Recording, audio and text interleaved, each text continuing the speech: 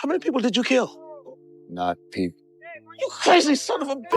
They Live wasn't just another B-movie. It was John Carpenter's loudest scream, a sci-fi rebellion wrapped in pulp. But behind the sunglasses and the slogans, it was chaos carved into every frame. Wrestlers stepped in where movie stars walked away. A 6-minute fistfight didn't just tear up an alley, it rewrote action history. And critics sneered, but fans turned it into an anthem for outsiders. These are 20 weird facts about They Live, and buried in the black and white commands, it all began with a comic book that opened Carpenter's eyes. This wasn't just science fiction, it was a warning we laughed at, until it came true. Number 1. The seed for They Live didn't come from Hollywood, it came from pulp. In 1963, writer Ray Nelson published a short story called 8 O'Clock in the Morning. Its premise was simple and terrifying. A man wakes up to discover the world is controlled by aliens hiding in plain sight. Nelson later reimagined it as a comic book called Nada, named after its drifter hero. 2 decades later, John Carpenter found it. But he didn't just see aliens. He saw America under Reagan, a culture hypnotized by television, strangled by consumerism, and ruled by the rich while the poor lived in the shadows. Carpenter grafted Nelson's paranoia onto his own political fury. From that fusion came a story where cheap sunglasses exposed propaganda, billboards shouted commands, and the elite were revealed as skeletal overlords. What began as a short story in a sci-fi magazine became one of the rawest social critiques ever smuggled into a midnight movie.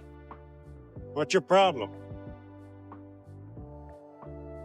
I said, what's your problem? Number 2. When They Live hit theaters, the screenplay didn't credit John Carpenter. Instead, the writer was listed as Frank Armitage. Fans scoured the trades, wondering who this mysterious newcomer was. But there was no Armitage. It was Carpenter hiding behind a mask. The alias was borrowed from Professor Armitage, a character in H.P. Lovecraft's stories, a nod to Carpenter's love of cosmic horror. But it was also a shield. Carpenter knew he was about to unleash a movie that was more political manifesto than popcorn flick. By downplaying his own name, he hoped to let the story scream louder than the man behind it. For a movie about seeing through illusions, it was a fitting trick, the director of Halloween and The Thing slipping on a pseudonym just to keep the focus on the fight. Number 3. Carpenter almost gave the role of Nada to his old collaborator Kurt Russell. They'd made 3 classics together, Escape from New York, The Thing, and Big Trouble in Little China. But Carpenter hesitated. After so many pairings, he feared audiences would see Kurt Russell, not Nada. So he looked elsewhere, and found inspiration in the unlikeliest place, WrestleMania 3. There, Rowdy Roddy Piper slammed his way through the ring with charisma, toughness, and working-class grit. Carpenter offered him the part. Piper was shocked. He'd never even heard of Carpenter, despite Halloween and The Thing already being legends. The gamble worked. Piper's raw, unschooled presence gave Nada something Russell couldn't, the feel of a true outsider, a drifter who'd seen hard roads. Carpenter wanted a stranger to lead his rebellion, and he found one. It's a new morning in America.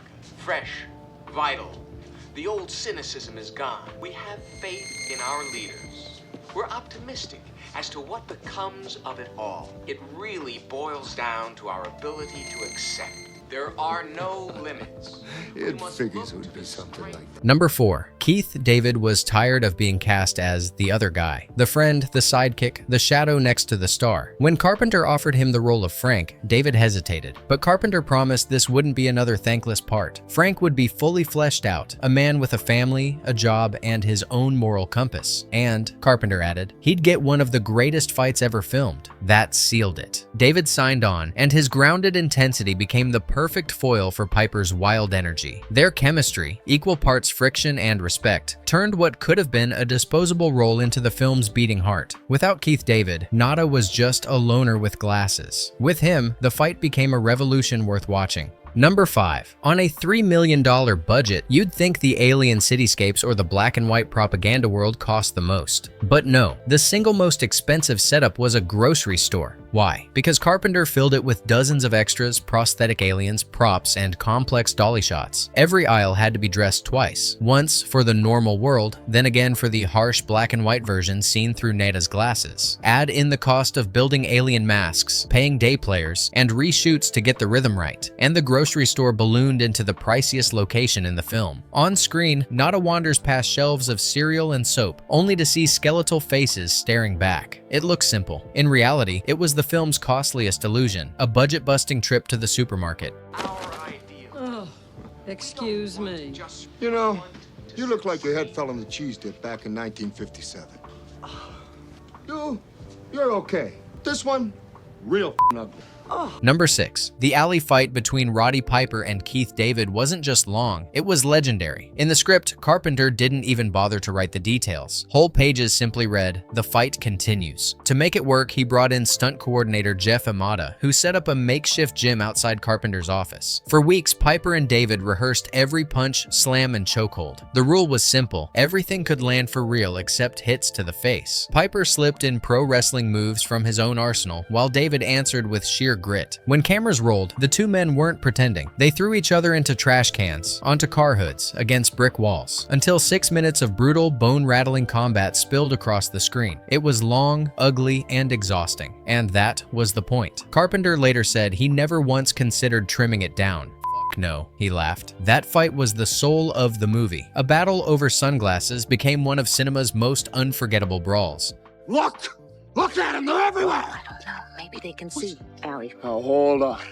You ain't the first son of a bitch to wake up out of their dream. Number 7. Carpenter didn't have the budget for big studio setups, so he took to the streets of Los Angeles guerrilla style. Many of the film's most striking moments, Nada wandering past homeless camps, drifting through alleys, staring at skyscrapers, were shot without permits. That meant no staged extras. Half the time, real people were just reacting to Roddy Piper in character, wandering around with his haunted drifter stare. Carpenter embraced it. The authenticity gave the film a raw, lived-in texture that no backlot could fake. In a story about illusions crumbling, the backdrop was real. The city wasn't dressed. It was just Los Angeles, grim, alive, and watching. Number 8. Nada's camp wasn't a backlot construction, it was real. Carpenter set up cameras at an actual homeless encampment in Los Angeles, weaving his fictional drifters into the lives of people already living on the streets. The residents weren't hidden, they were paid to appear as extras, becoming part of the fabric of the film. For Carpenter, it was essential. They Live wasn't just about aliens, it was about exploitation, poverty, and the forgotten class America didn't want to see. By filming in a real camp, he put his lens on wounds the city usually tried to hide. The message hit harder because it was real. The collapse of dignity wasn't set dressing. It was Los Angeles in 1988, captured on film. Number 9. Like most of his films, John Carpenter wrote the music for They Live himself, this time with Alan Howarth handling the synth programming. But there was no master plan. Carpenter didn't walk in with sheet music or orchestrations. He walked into the studio, rolled the footage, and started playing. Watching Nada trudge across train tracks, Carpenter tapped out a low, pulsing bass line to match the rhythm of a drifter's weary steps. He layered in twangy blues guitar, giving the film a dusty, road-worn feel. Then came eerie synth textures, creeping underneath like the hum of something sinister hiding in plain sight. Even the chilling alien command Sleep came from Carpenter himself. His voice distorted into something inhuman. The score wasn't composed, it was discovered. Improvised beat by beat until it pulsed with the same stripped-down rawness as the film itself. Minimal, hypnotic, and unforgettable, it became the sound of rebellion. Number 10. Even if you've never seen They Live, you've heard it. I have come here to chew bubblegum and kick ass, and I'm all out of bubblegum.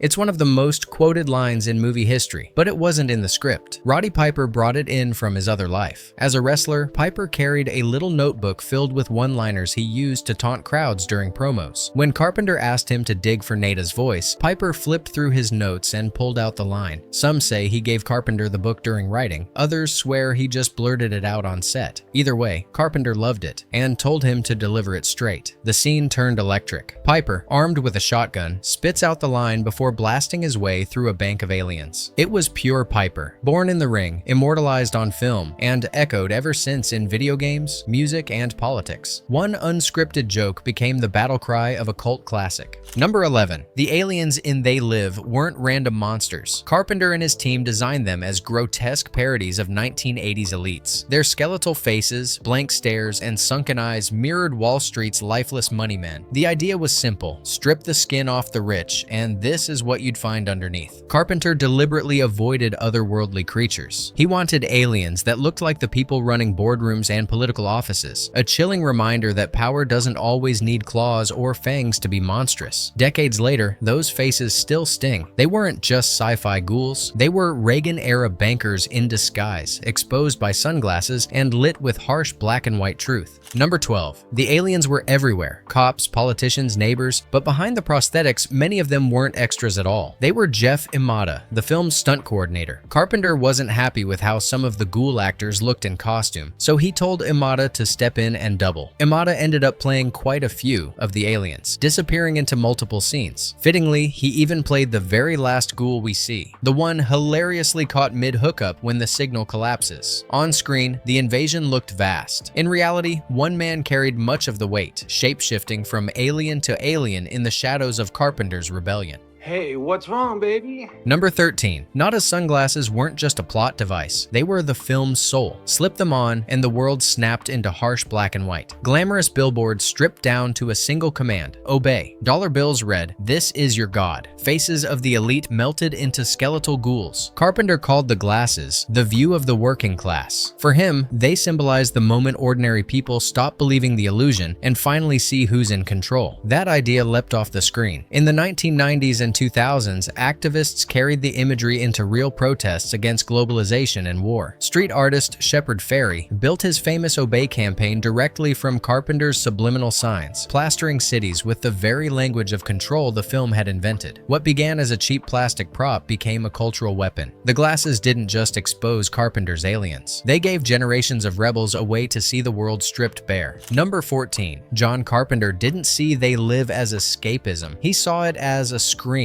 My primal scream against Reaganomics, he called it. To him, the aliens weren't fantasy. They were metaphors for the rich, feeding off the poor while consumer culture kept everyone distracted. He started writing after noticing that television had become a wall of commercials, each one a command to buy, to conform, to obey. So he stripped away the gloss and made the commands literal. Billboards that barked consume, marry, and reproduce, stay asleep. Behind them lurked a ruling class of ghouls, raking in wealth while the working man struggled. It was blunt, almost too blunt, and critics mocked it for being heavy-handed. But Carpenter refused to apologize. The lack of subtlety was the point. Number 15. For Roddy Piper, They Live wasn't just a movie, it was a revelation. He didn't see it as sci-fi satire, he saw it as truth. Piper would tell interviewers again and again that the film was a documentary, a parable for elites pulling strings while ordinary people struggled blind. That belief fueled his performance. Nada isn't a smooth Hollywood hero, he's weary, raw, a drifter who fights because he has no other choice. Piper poured himself into that anger, seeing in Nada a mirror of his own life, a man from nothing who stood for the working class. It's why he embraced the role for the rest of his career. Wrestling may have made him famous, but They Live made him immortal. Piper often said it was the part that defined him, not because it launched him into Hollywood, but because it told the truth he believed in. For Piper, the sunglasses never came off. Number 16. Universal originally planned to release They Live on October 21st, 1988. Then they pushed it back, all the way to November 8th. That wasn't random, it was election day. The timing turned heads. Was the studio trying to make a political statement with a movie about hidden elites controlling the masses? Carpenter later admitted the truth. Yes, it was intentional. The irony was rich. While Americans voted, They Live opened in theaters with a story about hypnotized citizens and corrupt overlords. For some, it was just another B movie. For others, it felt like prophecy.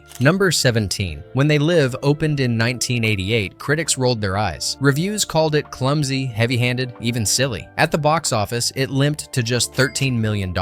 Enough to cover its $3 million budget, but hardly the hit Universal hoped for. For a while, it looked destined for the discount bin. But then came VHS and late-night cable. Word of mouth spread. Fans discovered the 6-minute alley brawl, the sunglasses that revealed propaganda, and Piper's infamous bubblegum line. What critics dismissed as crude suddenly felt raw, defiant, and strangely prophetic. By the late 90s, They Live had been reborn as a cult anthem, a movie quoted in wrestling rings, sampled in music, and spray-painted on city walls. Its politics felt sharper, its satire more relevant. It failed in theaters. It conquered living rooms, and that's where it became immortal. Number 18. Hollywood wanted a hero's survival. Carpenter refused. He insisted Nada die, shot down in the act of exposing the alien signal. The final image shows the truth revealed, but the cost absolute. The bleakness shocked audiences. This wasn't a victory lap. It was a warning. The fight never ends, and the price is always high. Studios begged Carpenter for a happier ending, but he wouldn't budge. The fight never ends, he told them. In a decade of triumphant action heroes, Carpenter gave us the opposite. A martyr, middle finger raised, dying waiting as the truth finally burned through the screen. Number 19. By the mid-1990s, They Live had grown into a cult phenomenon, and studios smelled opportunity. MGM floated sequel ideas, hoping to turn Carpenter's scrappy $3 million rebellion into a franchise. But Carpenter shot them down. To him, the story was finished. Nada wakes up. He fights. He dies. That was the arc. Blunt, tragic, and complete. Stretching it into a series would cheapen the message. Carpenter believed its power came from its finality. One man's sacrifice exposing the truth for just a moment before the darkness closed in again. Fans kept dreaming. Scripts circulated, theories spread, and reboots were teased. But Carpenter never budged. You wake up, you fight, you die, he said flatly. That was the whole story. In a decade obsessed with sequels, he did the unthinkable. He let They Live stand alone, a single scream of rebellion, never diluted. Number 20. By the late 1980s, Hollywood was selling dreams. Studios pumped out glossy blockbusters where the heroes always won. The rich looked glamorous, and America's future was painted as prosperous. Carpenter wanted none of it. They Live was his rebellion, blunt, angry, and unwilling to play by the rules. He gave us billboards that screamed obey, money-stamped "This is your God," and a working-class hero who dies exposing the lie. No happy endings, no promises of prosperity, just a warning that the system was rotten and that fighting back would cost everything. The movie shocked audiences, but it also inspired filmmakers. You can trace its DNA in Fight Club, The Matrix, even modern political sci-fi. Carpenter proved a low-budget B-movie could rip the mask off the 80s dream and show the bones underneath. It didn't just skewer aliens, it shattered the illusion of Hollywood itself.